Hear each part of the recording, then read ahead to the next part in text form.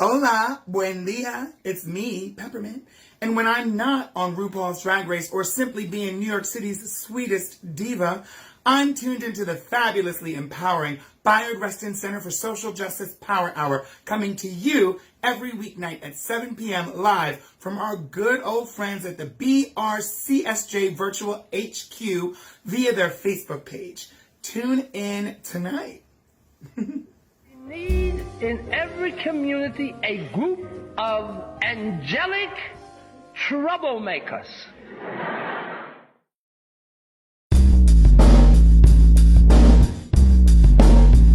Social justice,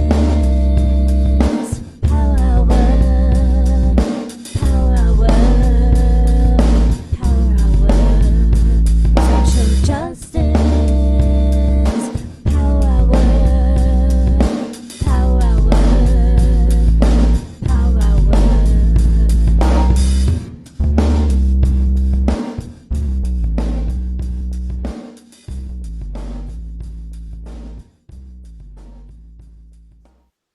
Good evening to our friends on the East Coast, good afternoon to our friends in the West, and good in-between time to our friends in those in-between spaces. Welcome, welcome, welcome, my friends. Welcome to the Social Justice Power Hour. Welcome to the virtual headquarters of the Bayard Rustin Center for Social Justice. My name is Robert Martin Say-This-Schreiber. I'm the chief activist here at the center, and your host for this evening, as I have been for the past year and 8 months. Over 450 some odd shows, many of them very odd indeed.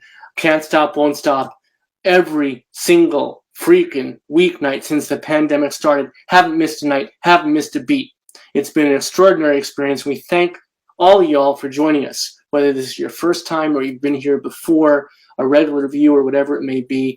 You sharing a virtual community with us is the end-all be-all, and we're over the moon to have you and to have you with us. Thank you. And because we've had so many extraordinary shows, so many extraordinary folks drop by, so many meaningful moments shared, we've decided to do these Throwback Thursdays, where we bring back shows that had special significance, that were really they've all been, but some of them just are meaningful in various ways. And this one especially.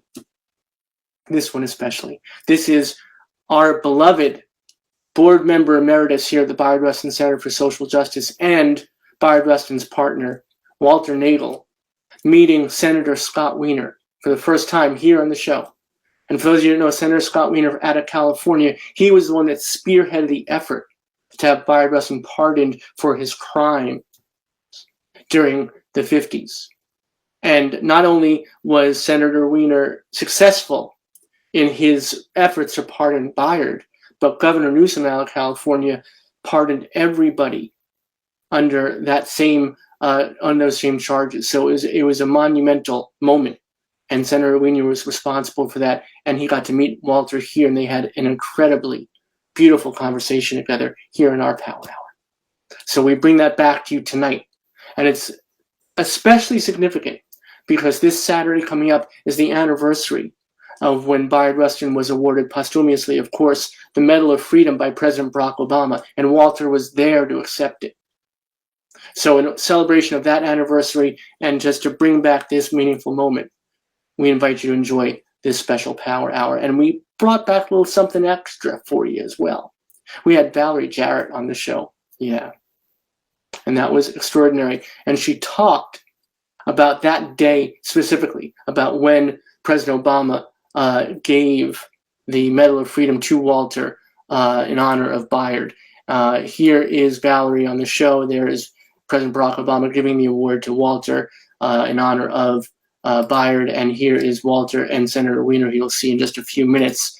And here is one of my favorite photos of all time. This is Walter at our old center. For those of you who don't know, we lost our space during the pandemic and we're looking to find a new home. But this was our old beautiful space with that wonderful, beautiful man and some other guy in the picture all the time. But that is the Medal of Freedom right there. And inset, you see Walter accepting it from President Obama. So just an extraordinary moment then, extraordinary moment here on the show. If you saw it the first time, you'll catch all the subtle nuances. And if you missed it, you're in for a real treat. But I do also want you to come back to the Power Hour. because as I said at the outset, we do this every single freaking weeknight, 7 p.m. Eastern, 4 p.m. Pacific. So do come back to us, and to entice you to come back, here are just some highlights of what's coming up, y'all. So please enjoy. Here we go. You can't be serious. You can't be serious. That's the name of the book, and that's how I feel. Are you kidding me? We couldn't talk about this. I feel badly. I was keeping this from our community for months. I knew about it. We had an embargo, our first embargo here in the Power Hour. We couldn't tell you that Cal Penn's coming out to the Power Hour until he came out. So now that he came out, we can come out. And yeah, Cal Penn's going to be here to talk about his inspirational journey, to talk about who he is, his identity, who he loves, and to share this incredibly extraordinary moment with us. And we're over the moon. So make sure you tune in for that. That's going to be special. Stay tuned, true believers. And coming up tomorrow night, equally special, this is going to be great. This is that whole brouhaha about Big Bird and vaccination and immunization and all that.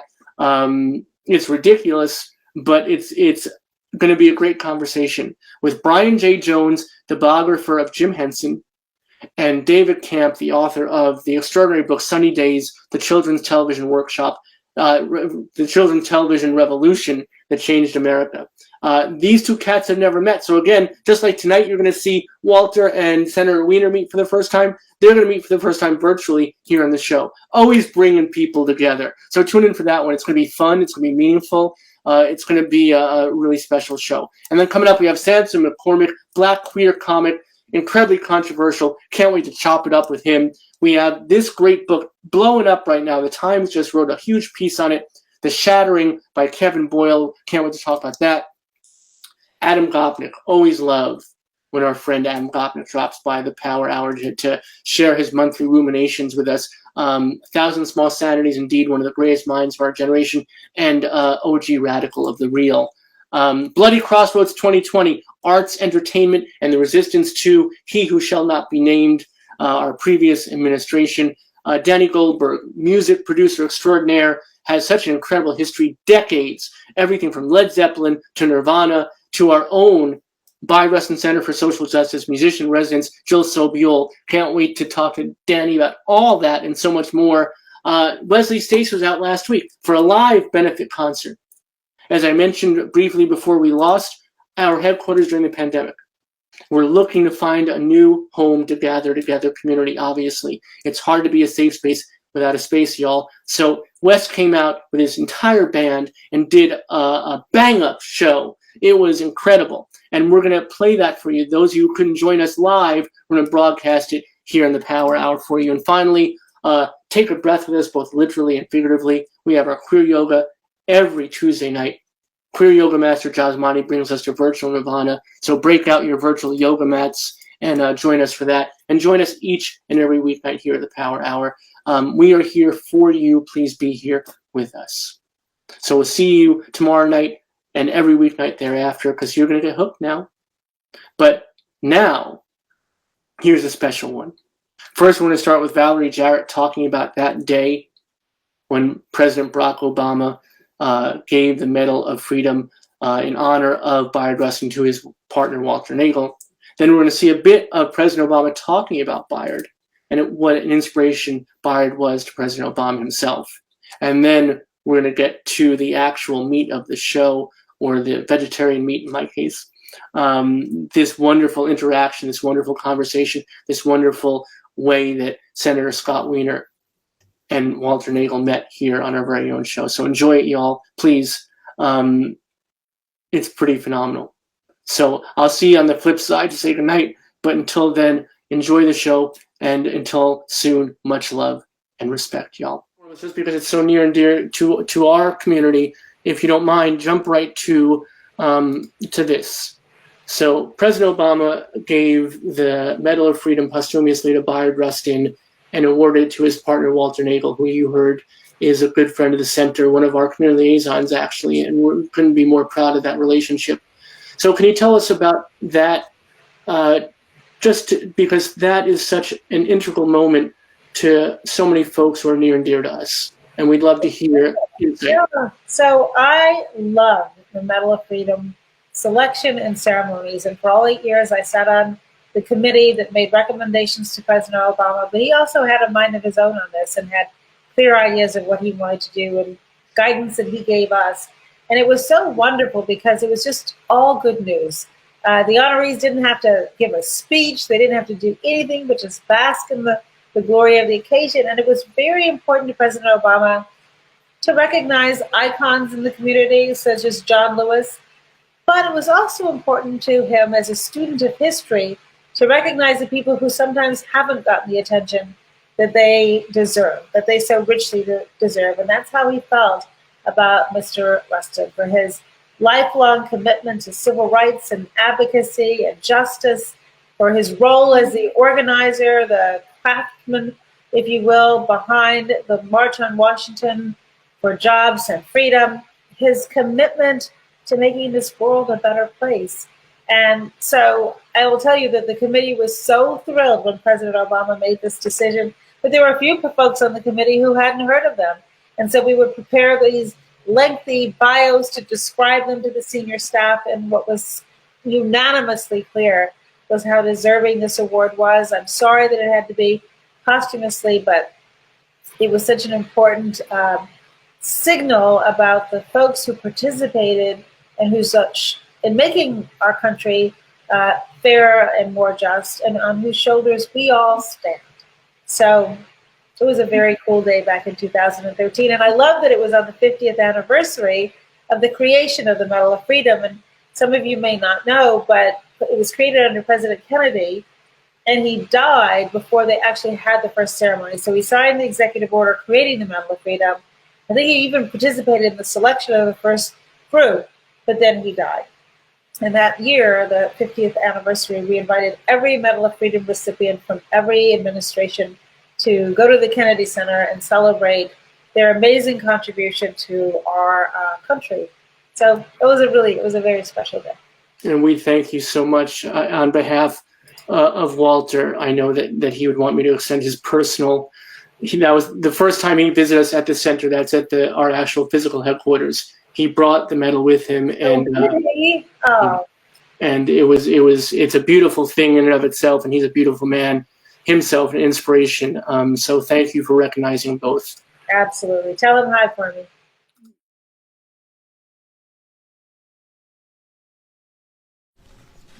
Now, early in the morning, the day of the March on Washington, the National Mall was far from full, and some in the press were beginning to wonder if the event would be a failure. But the march's chief organizer, Bayard Rustin, didn't panic.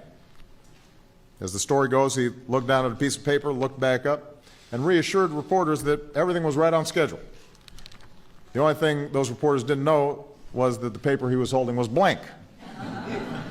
He didn't know how it was going to work out, but Bayard had an unshakable optimism, nerves of steel, and most importantly, a faith that if the cause is just and people are organized, nothing can stand in our way.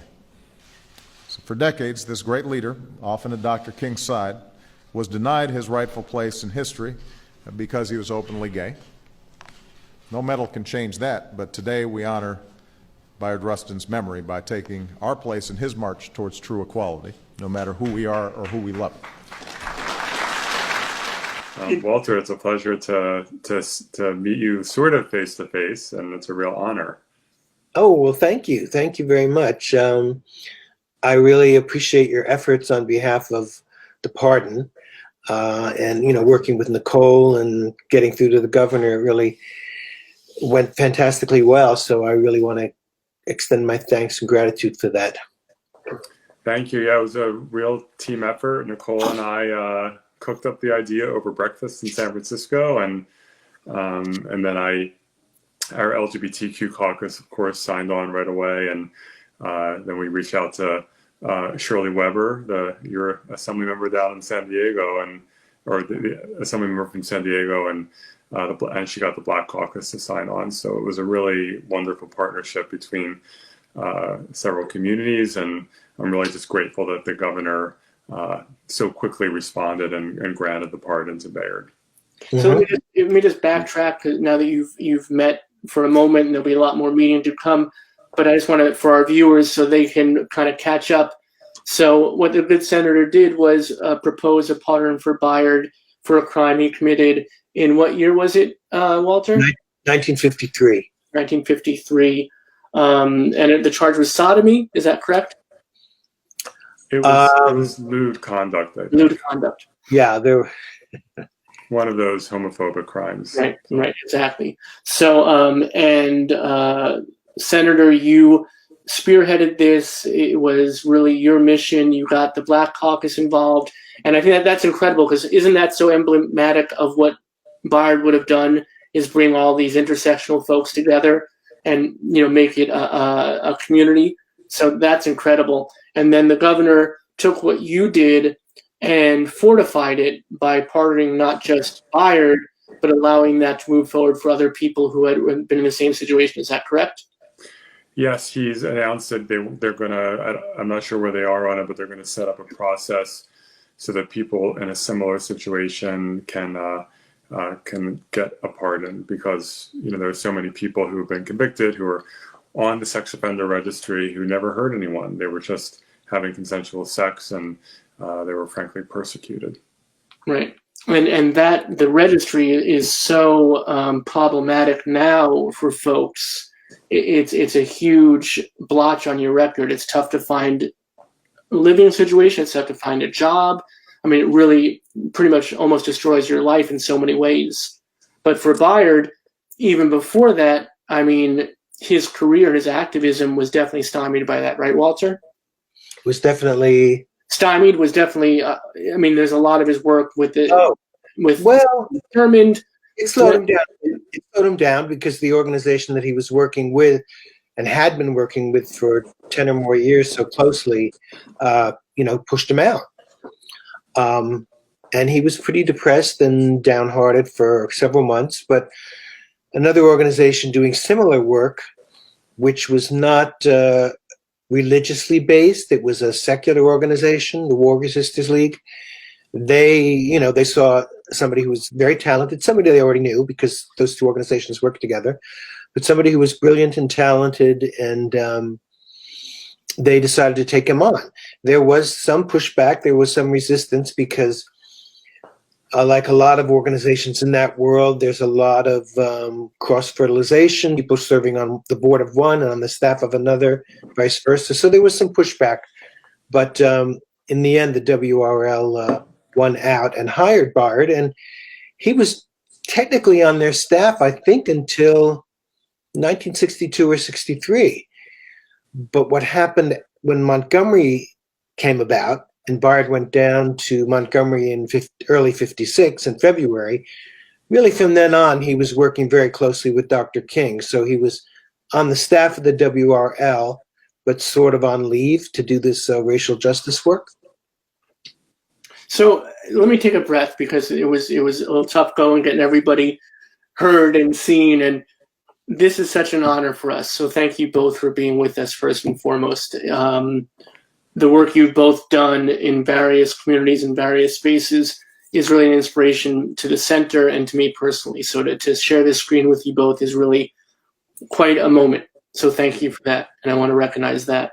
So Senator, I want to come back to you and ask you, if you don't mind, so what was the origins of this? What was Bayard someone who was always a hero of yours? Was it someone that you came to know and then were inspired by? Because, again, his journey has been so fraught because of his identity that many people don't know of the work he did. Yeah, I think as a young gay man in the 80s and 90s and high school, college, I always knew who he was, and I knew that there was this guy who was a gay man who was very close with Dr. King and played a key role in the civil rights movement, and that I always knew that he had been treated not very well because he was gay. And so I always knew of him and knew, that he had some struggles. And over time, I learned about the arrest and the criminal conviction. But then, as I mentioned at the beginning, this was last fall, Nicole Murray Ramirez, who is a force of nature, was up in San Francisco, and we were having breakfast, and Nicole helped spearhead the effort to get Harvey Milk onto a stamp, and so she has been advocating to get Bayard on a stamp. But she mentioned that the conviction was a roadblock, and so we started talking about it, and it just occurred to me, well, let's just get him pardoned. You can grant a posthumous pardon. Let's just, Gavin Newsom's a champion for the LGBTQ community, and so let's just ask the governor to pardon him. And everyone was supportive, and we organized, and the governor, it was not, he got it. So it was just a really nice coming together of a lot of different people to make it happen, and it really also, in addition to righting a wrong, it also was an opportunity for a lot of people to learn about Bayard who didn't really know about him, especially younger people. And so we got, a good amount of press coverage and discussion on social media. And so it's terrific, especially, as we are right now in a moment of seeking racial justice and, the Black Lives Matter movement, which is so important, always remembering that just like the LGBTQ community is very diverse, the Black community is very diverse as well. We need to make sure that LGBTQ voices within the Black community, within the civil rights community, are elevated and always remembered, especially when you're a hero, when you're someone who did such heroic work. So was it always your intention to bring in the Black Caucus and to bring in the LGBTQ caucus and have everybody be involved? Yeah, so I chair the LGBTQ caucus, and so I immediately put it out to our members of our caucus, and everyone thought it was a fantastic idea. And then I called the chair of the Black Caucus, who is Dr. Shirley Weber, an assembly member from San Diego. She thought it was a great idea. She got buy-in from her caucus, and the two caucuses worked together. So, Walter, when was the first time that you heard word of this? Well, I think when Nicole came up here in the fall, I believe, and we had a meeting, and we went down to the Stonewall Inn because there's a plaque there with LGBT heroes on it, and Bayard is one of those people. So we had some pictures taken there. And we had been talking about the stamp campaign for several years. When I first met him, probably in 2014 or something, or 15. And he said to me, we're working on it, but we got some pushback from people on the committee in Washington because of this arrest. And he thought, the way to overcome that is to get a pardon. And then if they're still resisting, then obviously there's something else going on. It's not just about this arrest. So that was the next step, to go ahead and try and get the pardon, which has happened now, and we'll see if the commission takes action on having Bayard on a stamp. So it's an amazing thing what you've done, Senator. I feel like it's one of those moments where if you didn't have that epiphany, none of this happens. And it's not just Bayard now; it's dozens, if not hundreds, of other folks who are going to come forward and have their lives changed for so much better. So on behalf of the community, we want to thank you so much for the work and having the forethought to do it. Thank you. When did you know that the governor was going to so further empower what you had started? Well, I've known Governor Newsom for about 20 years, and I just knowing him, I was pretty optimistic that he would take a kind eye to this request. It's such a clear opportunity to right a past wrong. So we did give them a heads up before we sent in our public request. And I think it was the next week, if I recall correctly, that we got word from the governor's staff that he was going to issue the pardon, and that he was going to go beyond and talk about a process to allow other LGBTQ people to come forward and seek pardons for unjust arrests and convictions like this. So it all happened really fast, which is fantastic. Well, I mean, really fast is an understatement, isn't it? I mean, when I know a little bit, having just been at the State House talking about issues, never lobbying, but talking about issues, and seeing how long it takes for bills and laws. And even we had, right before the pandemic started, there was going to be a resolution on behalf of the Center's Good Works. And that took literally months to go through all the machinations it needed to go through. It seemed like this was one of the fastest things I've ever seen processed. Well, whenever the legislature has to act, it's never, rarely fast. It's always, there's 40 senators, 80 assembly members. We have a very elaborate process, and so it tends to be a slower moving process. When the governor can do something unilaterally, like issue a pardon, he can act fast when he wants to. So the governor has, and we've seen this across the country during the COVID-19 pandemic. Governors tend to take the lead because they can issue quick executive orders, whereas legislatures, are more deliberative bodies that take longer to act. The nature of the structure. So, Walter, how bittersweet is it that all these things happen so many years after Bayard passed? Barack Obama's, President Obama's Medal of Freedom, which you accepted on his behalf, and this happens, and all these other honors and privileges and awards and validations. Of course, it's a vindication, right? But it also must be bittersweet. I mean, how do you feel when these things happen? Well, I don't really feel it's bittersweet. I think it's all to the good, and I think it's good for not only the LGBT community but for the larger community. Bayard did get a lot of awards and recognitions when he was alive. Nothing at the level of the Medal of Freedom, but he got numerous honorary degrees and awards from various organizations and things. So, he certainly himself, he did not feel unrecognized or bitter. So it's, it's nice that all of these things are happening. And in some ways, actually, partly because it's happening now, you're really educating a whole new generation of people. Whereas if all of this had happened while he was alive, it would kind of be done and, pardon the expression, buried with him. But now this is an opportunity to build his reputation and to build on his legacy and, educate people, because, what we're seeing in the streets going on right now is really building on the work that not only Bayard, but all of the people in the civil rights movement in the 60s were doing.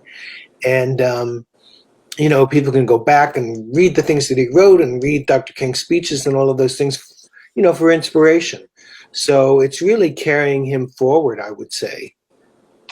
And this is why I love Walter Naegle, everybody. So Walter Naegle is this force of positivity. I always throw shade and say, gosh, it wasn't difficult because there was, and may I tell this story, and Senator, forgive me, but when I first met Walter and we had a talk at the center back when people would do those things actually in person, one of the things I talked to you about that I thought was a really difficult process was how you and Bayard worked out making sure that you were legally able to be responsible for each other, and that your relationship would be valid. And what you did was, because of course you couldn't get married, Bayard adopted you. And I always thought that was such a difficult thing and how awful that was, and that must have been so degrading for you. And then what you shared was exactly the opposite. Would you mind, because there's a brand new audience with us, and I think it's an amazing story, and it's so emblematic of who you are and how we move forward. And it's such a great teachable moment for everybody. So would you mind sharing that? Because it's amazing what you bring to it. Well, I guess I would first say, if you're going to be adopted by somebody, pick somebody like Bayard. I mean, really a great guy and a lot of fun and brilliant, and who wouldn't want it? But really, we went about it because of the problems that many LGBT couples had, who were not legally bonded in any way. And if one of them got sick or one of them died, these so-called blood relatives could come in, and that person would basically be history, could be just shunted aside. And that happened many, many times over the years. And because Bayard was, considerably older than me, 37 years, we kind of both assumed that I would outlive him. And he wanted to protect my rights as the closest living person to him. And he also wanted me to be able to make decisions for him, were he to go into bad health or something like that. And somebody needed to make decisions on his behalf. So we explored it with our lawyer, and it took about a year to do it. And it wasn't unheard of, but it was very unusual. We're talking, I think, roughly 1981, 1982. So we had to go through all of the red tape that you have to go through, as if you were adopting a 4-year-old child. So a social worker came into our home and looked around and decided that it was a fit home, even though I was 32 years old at the time. So we had to go through all of that, and eventually, it went through. And you inspired other couples, right? Then it became sort of a mini movement. I certainly hope so. Yeah. So we have two trailblazers with us. And I'm so thrilled to share the screen with both of us. Senator, will you tell us a little bit about your journey, like how you got into politics? Was this always your goal of being someone who would speak up and out? Was this the arena you think you were going to do it in? Was that always your thought? I never knew if I was going to enter politics. I mean, no one in my family. I grew up in New Jersey. The son of my father was an optometrist. My mother was a teacher, and then left to work in my father's office, or their office together. And no one was ever involved in politics. But we were a Jewish family in a very non-Jewish area, and so we quickly learned about anti-Semitism because we experienced it quite a bit. And then I, of course, as a gay man, coming out at the peak of the HIV/AIDS pandemic, one of the very worst times in the late 80s, and so I learned really early on that for both of my communities, politics are not just about who gets elected; it's life or death. Jews and LGBT people, I mean, we're not the only communities. The Black community is another example. Latino community, I mean, many communities, it's a matter of life and death. And so I got involved in the late 80s, volunteering on some campaigns as a high school student, and went to college in North Carolina and stayed involved working on campaigns. Then I got very involved in the LGBTQ community, volunteering with nonprofits. And when I moved to San Francisco in 97, I swore I wasn't going to do politics anymore. But then someone I knew got appointed to a vacancy on the Board of Supervisors and started getting drawn back into campaigns.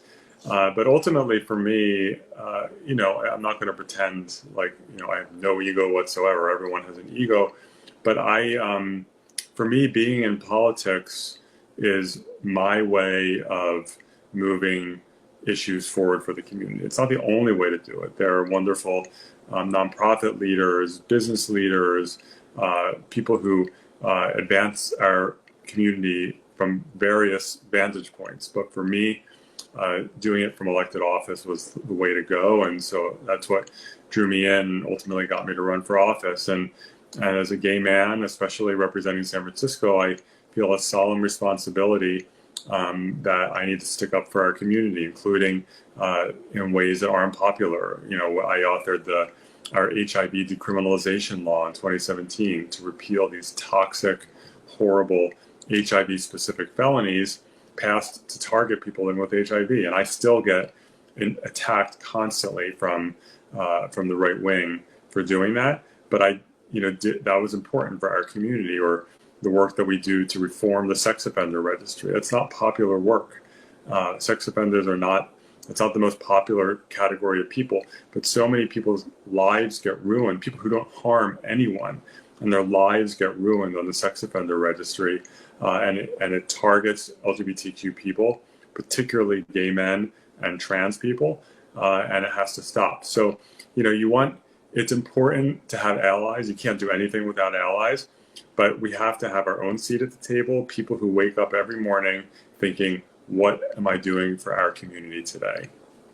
Well, I just want to say, I never blow smoke. I always just tell it like it is and get myself in trouble more often than not for doing so. But I followed your work, and honestly, after the pardon, but since then become a big fanboy. I think that what you're doing is you speak up and out. You don't ever hold back, and I find it to be very refreshing from a politician. So thank you. So Walter, what do you think about this new generation of politicians who are using their offices to do such incredible work? It must be such a wonderful thing for you to see. Well, I think, yeah, of course, it's very, very important. And I'd like to reflect on something that the senator said, this whole idea of having allies. That was something that Bayard believed in very, very strongly. And as he evolved politically, he understood that that's how you get things done, especially if you're a member of a minority group in a larger society. It's fine to have your perhaps very absolutist positions and your rigid principles, if you will, but to get legislation passed and to get the work done, you have to convince the majority of people to, even if it's 50+1, to come to your position. And sometimes it's very hard to do that if you remain an absolutist and you refuse to compromise in any way. And as Bayard evolved politically, he learned how to compromise and he learned how to build alliances and build coalitions. And sometimes he was criticized for that by some of his more radical colleagues from the past. But that's how you get things done in the kind of political system that we have. So I think it's, I think it's great that we have so many young people who are interested in entering the political field and working, if not candidates themselves, but working on campaigns because, as you know, Robert, Bayard's most famous article was called From Protest to Politics. And, it's great to be out there protesting, but once you have the right to vote, you really need to use that vote to make substantial change. Yeah, I think you bring up a couple of wonderful points. I want to pull up a couple of those threads. Is one that, Bayard was always about that, right? Protesting is fantastic, but what do you do afterwards? How are you taking actionable moments and creating a movement out of it, right? We were talking about that before. This is an incredible moment right now, but it has to become a movement. We have to do more, right? And that, if I may, that is an incredibly important point. And we're hearing that in the protests that are happening now. The leaders or the people who organize those protests and speak it's terrific because they are sending a very clear message that this is wonderful that everyone's coming out and protesting. It's wonderful that so many white people are coming out to support and to stand up for Black lives. But they always, I've heard this over and over again, and it's so important. Where are you going to be in 3 months, right? Because at some point, the protests, these are going to last for a while, and they should last for a while. It's not going to last forever. But then it has to transition into actual change. And so we're doing some work in the legislature this year around police use of force and brutality. We're late in our session, so there are limits to what we can do. But we need to make sure we have the momentum in California and elsewhere for next year, because it's very important also for people to understand the federal government plays a very significant role. But whether it's in addressing police brutality or civil rights, but so much of the actual impactful work has to happen in state legislatures and in city councils, and state and local is so important. So even if we get rid of this horrendous human being in the White House, even if we take back the U.S. Senate, we have to make sure that we have momentum at the state and the local level to just enact real change. I think that even before the protests started and the horrible incident with George Floyd, I think COVID was showing us how important local government is, because you had not only governors standing up to the national administration, but you had mayors and you had folks saying, no, this is not safe for our people, this is not safe for our communities, and we need to do something against what we're being told at the national level. And then it's been even more brought to light with the protests and the rallies and the vigils, seeing that local communities can make a huge difference. Absolutely. And the other thing I will say, speaking of COVID and the economic collapse that it has caused, when you look at, there's an effort, we need Congress to step in and provide funding for the states, because I will tell you in California, and it's true elsewhere, our state and local governments are really going to struggle with K through 12 public education, with support for vulnerable seniors and people living with disabilities, for foster youth, for our homeless population. That all happens at the state and local level, and we are struggling financially, and we need the federal government to step in. Yeah, for sure. And very important point we have to think about. And there's that opportunity too, not only from the protests and the vigils and the rallies that are happening, but there's a moment now where we can embrace the real idea of how do we look at restructuring how things have been done. That the police shouldn't be the folks that are keeping the order. The order should be kept by our community centers, by our pre-K, by our educational institutions, by those platforms. And if we give people a chance at that early age and in their communities as a whole to have a place to be, then so many of these issues that have plagued us become a different issue that deals with how we take care of each other. Absolutely. Mm-hmm. And that's something that Bayard was very much a proponent of, right, Walter? Absolutely, yeah. And one of the things that I've been doing in the time that I'm spending more time at home, I've been going through the digital newspaper collection and pulling out a lot of articles. And right now I'm up to about 1968, in the mid-'60s, during the civil disturbances here in Newark and Watts and places like that, Bayard was talking about the whole issue of police reform, civilian review boards for the police, things like that. And not a lot really happened. But I think we're in a moment now, largely because of the number of people that are getting involved and the alliances that are being built and the allies that are being brought in and the whole use of social media. It's really become a national issue. Whereas back then, there were different communities that were exploding and things were happening, but I don't think people had the sense of the breadth of the problem. Maybe they saw it as a local issue, and now it's really, I think, become a national issue. Because you can see the pieces, you can see how they all fit together, that it's not just happening in this community, and it may be happening in a different aspect or a different way, but it's the same platform issue, a lack of education, a lack of care, a lack of planning for the future. You're always looking at the present too often and not seeing what the future could be. Senator, you mentioned Judaism, and Bayard, of course, was very much involved with that aspect of things as well.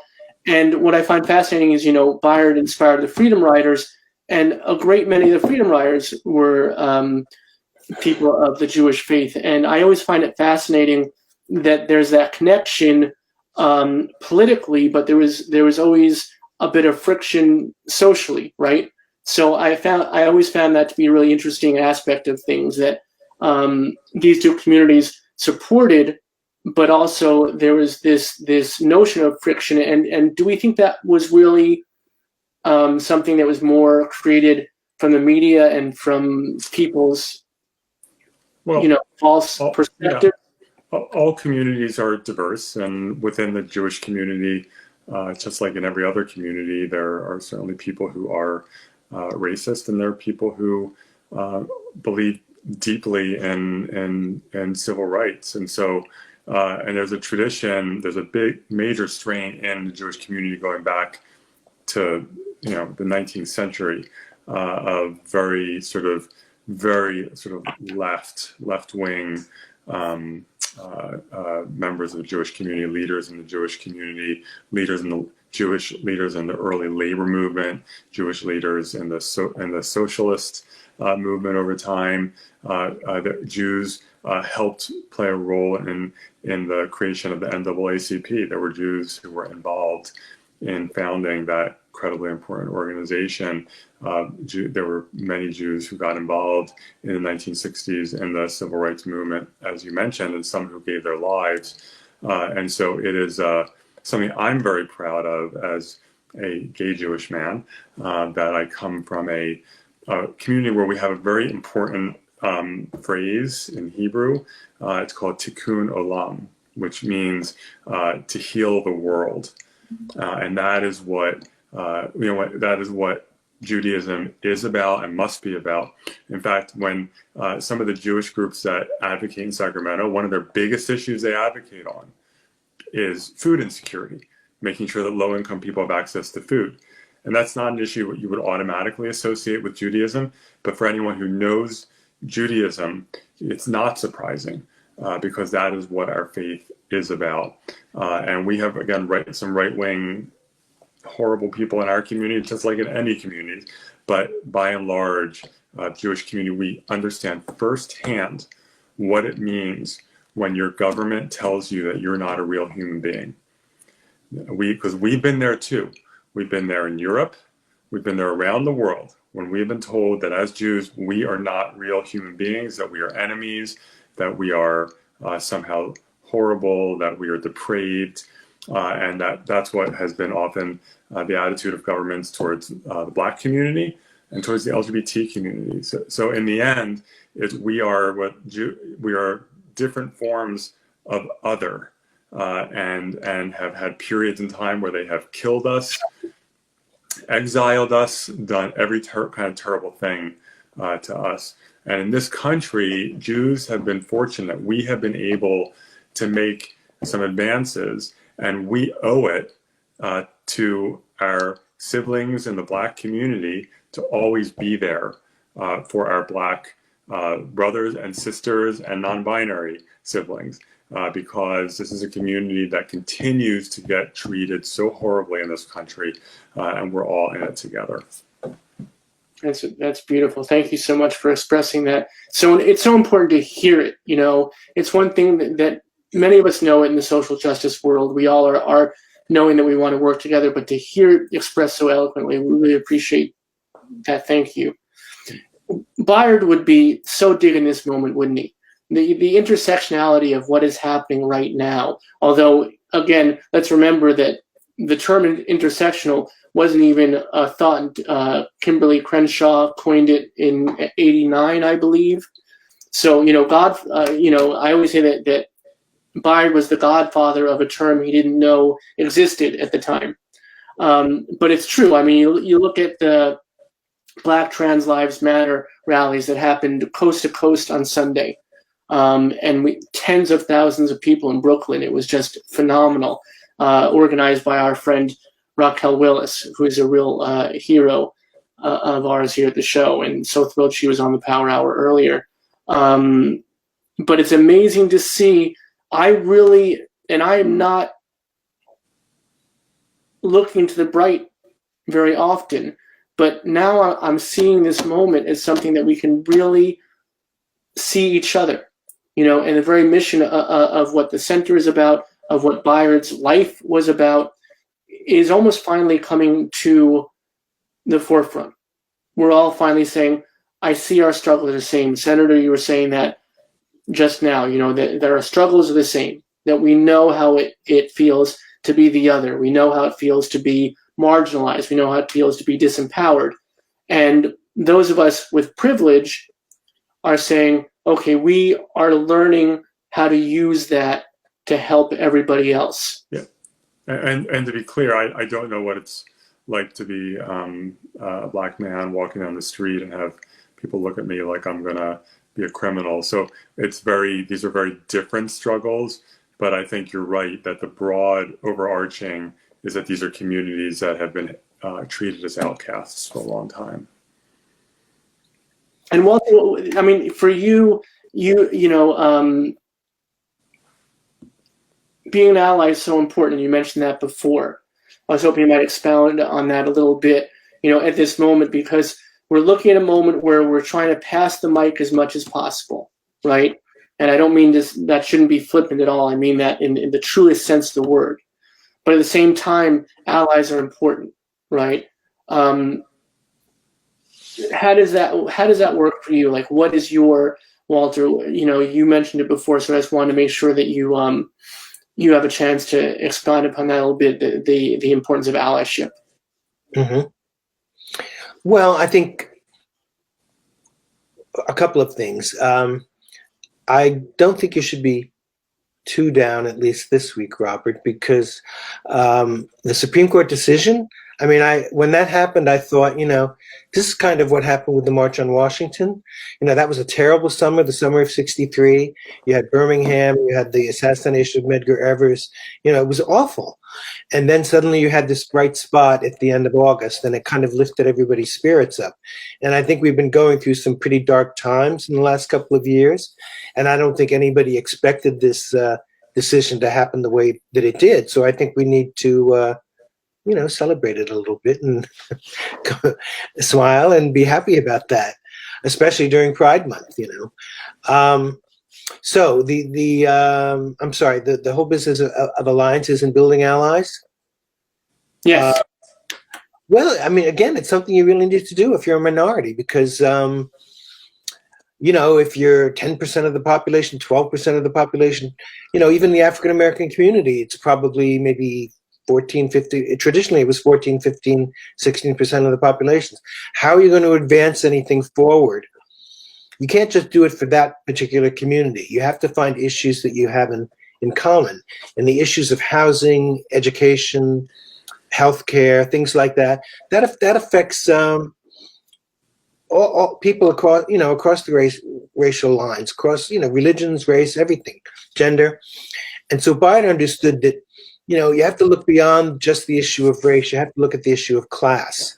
And you have to try and eliminate poverty. You have to do that, because a lot of the what a lot of people like to stereotype communities, using negative terms in terms of being uneducated or not, being responsible parents, things like that. These are all issues of poverty. They come out, poverty brings these things out, drug addiction, all kinds of things. And so if we attack the issue of poverty to the degree that we help poor people, you'll be helping whatever percentage of a community is poor, you're going to be helping that percentage of that community, especially. So I think if we worked on eliminating the whole issue of poverty, across racial lines, across religious lines, all of that, everything will move forward. But you need alliances. You need to build alliances to do that. You can't work for your own. Sorry, you can't just work for your own community, right? Because it's too small. And Senator, I see that in a lot of the work you do, and you're very vocal about standing up for one community, but you always seem to, and this must be really well thought out on your part, and I commend you for it, you bring others into whatever it is that you are striving to achieve. I try. What is the old saying that if you want to go fast, go alone. If you want to go far, go together.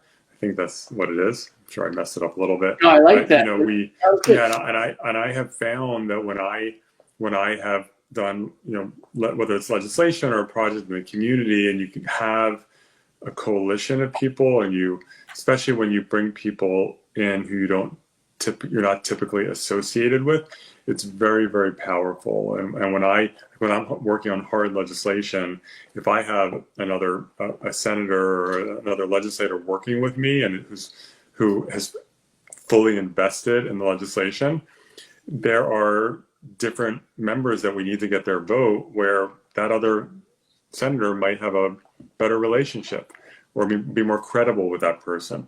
And so having that kind of alliance is important. And I will also say that the partisanship is so toxic in this country right now, and we see it in Congress. at the state level, and particularly in the California legislature, we have huge disagreements with our Republican colleagues, but there are issues that are not partisan, where you can work across the aisle, I've been able to sometimes get a Republican, someone who I fight with about so many issues, invested in a particular not partisan bill, whether it's around housing or access to PrEP and PEP. And when you have that bipartisan link, it's powerful, because all of a sudden you get more votes, and people get confused because they're like, whoa, this lefty Democrat from San Francisco is working with this very conservative Republican. And, you know, it's very powerful. And so you just can't write people off. That's wonderful. I do want to mention, for those of you that are interested, because there are a lot of people that aren't familiar with Bayard's entire history, Walter has a wonderful book out called Troublemaker for Justice. And it's a young adult book, but it's really incredibly well done. When I read it, I didn't feel like it was talking down to me, it's on a level that's really intelligent and passionate, and it really tells the story so well. So I highly recommend this book. And again, with all the books, all the authors that we have on the show, and I always forget that Walter is an author because he's such an inspirational figure in and of himself, but this is a book of his he wrote with two other folks, Michael Long and Jacqueline Houtman. All those books are for sale at our bookshop.org book list, which goes back to independent bookstores and the authors themselves. So please check it out. It's a wonderful book. You should have one on your shelf. You should buy one for a friend. You should buy one for an enemy, because they'll become a friend. Allyship. And you should make sure your local library has a copy. Call them and say, hey, do you have Troublemaker for Justice? And they say no. You say, please get one. So that's the book I recommend for this evening. Gosh, this has been phenomenal. I'm so glad that you both agreed to be with us and that you were able to meet in this way. And I hope that the three of us will be able to join together sometime on either coast at some point, because I think that would be a wonderful way to share some time. But this was a nice stopgap between. You're both doing incredible work, and I'm glad that we were able to share this evening. Is there any, I want to ask this of both of you. So what do we look to in the future? How do we take this moment? This has been something that we've been kind of flirting with all night, but I want to ask you directly.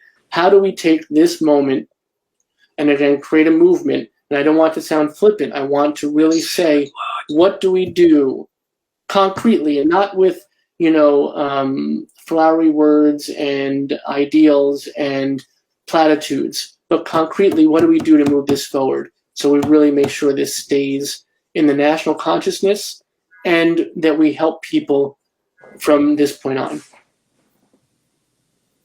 Walter, why don't you go first? I'm sorry, because you're both like, I don't know, should I talk first? Walter, you first, my friend. Well, look, one of the things I learned from Bayard is that you really have to have some very concrete proposals to move things forward. And that, like the senator said, that's going to sometimes depend on what's happening locally, because people have to take charge of their communities locally and the police in their own communities. I'm just using the police as an example here.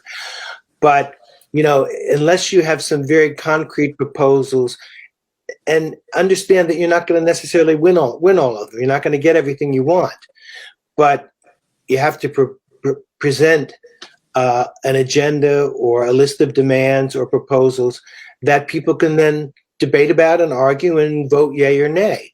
I mean, if your proposal is just, end police brutality or end racism or end war, that's not specific enough. You really need to have very specific ideas to go forward. Yeah, I think it's I call it the inside-outside game. To borrow from basketball, you need to have the protests and the demands, which can be specific or can be general, but that helps set the political dynamic and the political boundaries and change the political dynamic, which we're seeing right now, which is a beautiful thing. for those of us who have sometimes had frustrations in the legislature fighting for criminal justice reform and police reform and seeing some of the resistance, we're hoping that this shifts the dynamic to make it easier to pass those changes. So you have to have that broad-based, sometimes very high-level, just demand, and it can be very angry, and that's okay because people have a right to be angry. But then ultimately, you have to transition into the more inside advocacy. So this is the legislative process, and it's not, you can be angry, but that's not enough. You have to, as Walter said, have the specific proposals that you're moving forward. Do the work in different communities around the state so that members of the legislature, have the political space to support hard changes, and feel like hopefully that they really need to do that politically, and then working with legislators and their staff to persuade them. So it runs this whole spectrum between very general and broad based, and then very specific in terms of how you advocate for changes in policy. Well, you're a great example of that. We have two people on our screen right now, and they both have done incredible work in their lifetimes. And really, we are honored to hear your advisement tonight, to hear a little bit of your journey. Senator, I would love to invite you back. Walter, you're always invited, and I'm always going to chase after you to come back again and again and again. But Senator, we'd love to have you back just to talk about, we talked a lot about Bayard tonight, and that was the main theme of the evening. I'd love to hear your personal journey as well if you're interested in sharing. I think it would be really inspirational for our community. Absolutely. So thank you so much for that. Could I ask him a question? I'm a Jersey boy too. Oh. Where are you from? I grew up in southern New Jersey, right outside of Philadelphia. So that's when I was living there were. What do you say? Near Moorestown. It's south, about a half hour south of Moorestown, near Camden. And when I was growing up, it was 6 million people in the northern half of the state and 1 million in the southern half. So I was in the southern half. It was agricultural, transitioning towards suburbia when we moved there when I was a child. So, but my family's all Philadelphia, and I still have family in Philadelphia. Okay, well, if you come back to the what part of New Jersey are you from? I was from Morris County. Okay, so I was northwest. And at the time I was growing up, it was largely farms too, but it's now very much suburbia and bedroom community for commuters to New York. Yeah, when we allowed that. People sometimes only see the freeway and I-95. I-95, and they don't realize that so much of New Jersey is still very open space, a lot of really beautiful, including agricultural areas. It's a very beautiful state. It's called the Garden State for a reason, as you know. Yeah. And our governor just announced his huge initiative to be the premier wind creating energy, and we're really excited about that too. So I love this. Is like the after party. Prince, be proud of the after party now. But I don't want to keep you. I know that you both have so much to do and so many more people to inspire. So thank you both for your time tonight. Hopefully we'll see you both again and again and again. I know that if I may, Senator, you mentioned that you might want to be doing a video for the virtual Pride on Saturday, so we hope to see you then as well. We will be, yeah. Right, good. Thank you for that. And really, this was wonderful. This is everything I hoped it would be. So thanks so much, everybody, and have a great night. And you're always welcome. Thank you so much. Great. Much respect. Thank you. Good meeting you. Thank you. So what I tell you, just extraordinary, right? Like these moments on the Power Hour are just unbelievable. And I don't take a single second of it for granted. And I don't take a single one of you watching for granted. Thank you for joining us tonight in virtual communion. As I said, we are here 7 p.m. Eastern, 4 p.m. Pacific every single freaking weeknight. So please do come back and join us. We are here for you. Please be here with us. And if you enjoy the show, and if you believe in the good works of what we're doing in the name of Bayard Rustin, consider supporting the center as we look to find a new home to gather together. As I said at the outset, it's hard to be a safe space without a space, y'all. So please do consider giving what is within your means and within your heart. There's a link right there in the comments section. and we would solely appreciate that, and so would our entire beautifully diverse communities that we represent. But we will see you again, my friends. Thank you for being with us tonight. Thank you for being with us whenever you can be. We so appreciate your company. Until soon, much love and respect. Be good to each other. Be good to your families, chosen or otherwise. And please, most especially, my friends, be good to yourselves. You need it, and we need you here with us. We need in every community a group of angelic troublemakers.